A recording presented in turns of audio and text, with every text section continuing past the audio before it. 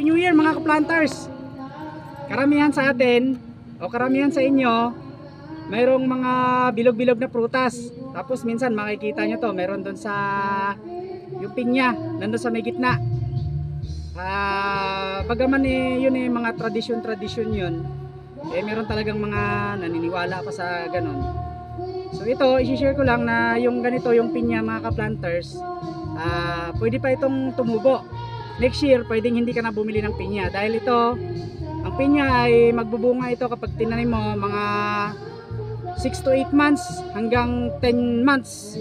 Pwedeng magbunga na to mga ka-planters, yung ganitong itsura.